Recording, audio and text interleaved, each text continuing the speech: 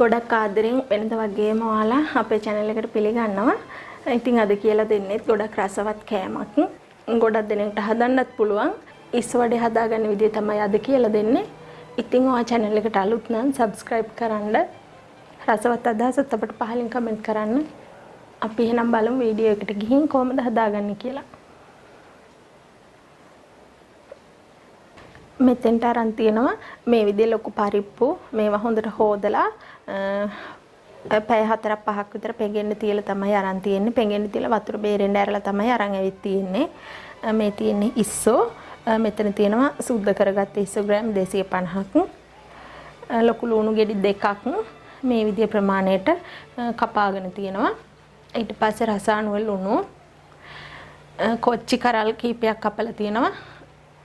ඊට පස්සේ කරපිංචත් පොඩිවට කපලා තියෙනවා. ඊට පස්සේ ගම්මිරිස් ඕන.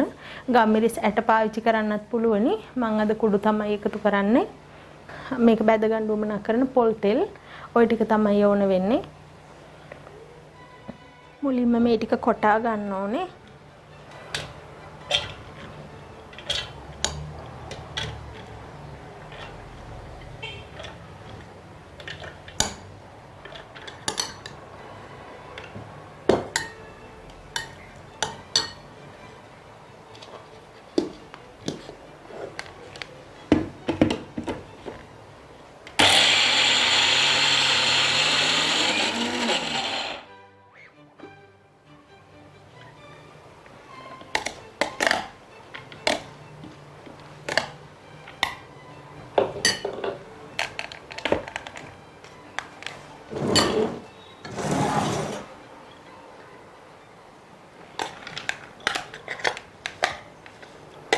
මේ විදියට කොටද්දි ඔක්කොම ටික කෙටෙන්නේ නැහැ.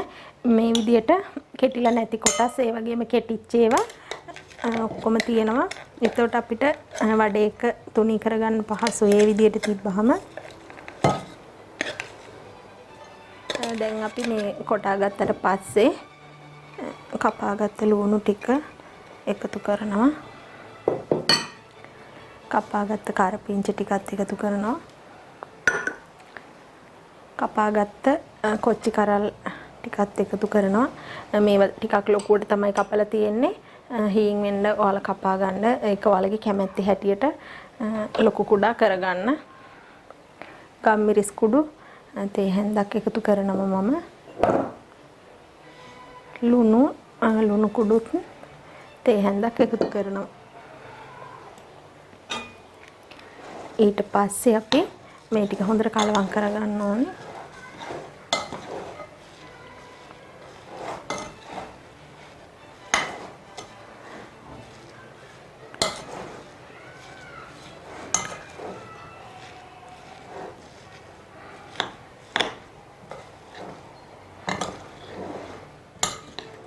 මම මේක හොඳට කලවම් කරගෙන තියෙන්නේ. අපි දැන් ඉස්සෝ ටික තියලා මේ වඩේ එක හදාගමු. මුලින්ම මම මේ විදිහට ඉස්ස අරගෙන මේ මාත් උඩින් තියලා ඊට පස්සේ අපිට වඩේකට උවමනා ප්‍රමාණයට මේ පිටි ටික අරගෙන මේ විදිහට අතේ තියලා තද කරගන්න ඕනේ.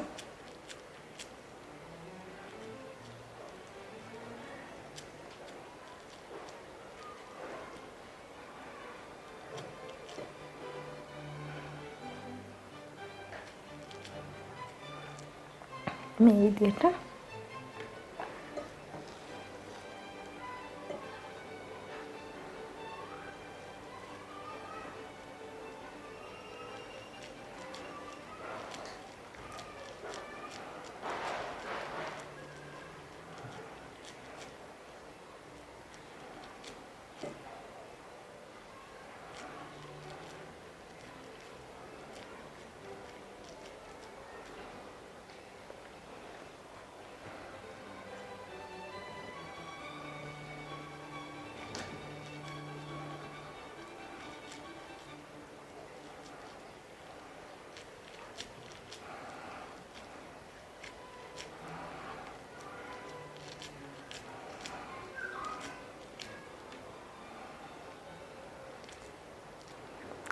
මේ විදිහට අපි ඔක්කොම වඩේ ටික හදාගමු.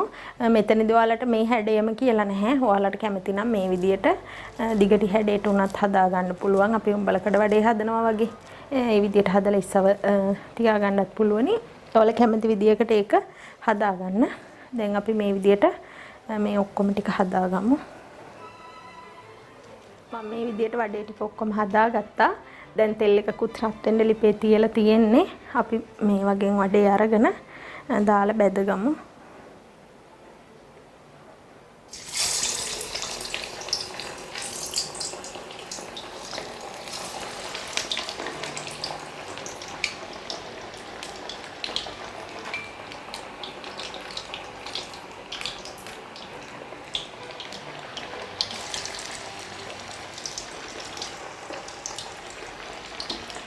ගින්දර ගොඩක් වැඩි කරන්නේ නැතුව අඩුවෙන් තමයි තියාගන්න ඕනේ.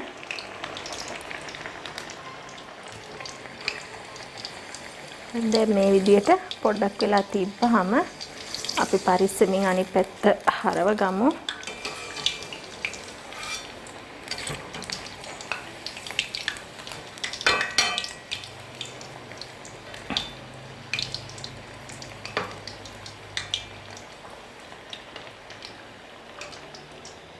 මේ විදිහට හොඳ පාටකට බැදුනට පස්සේ අපි මේක බා ගන්න ඕනේ.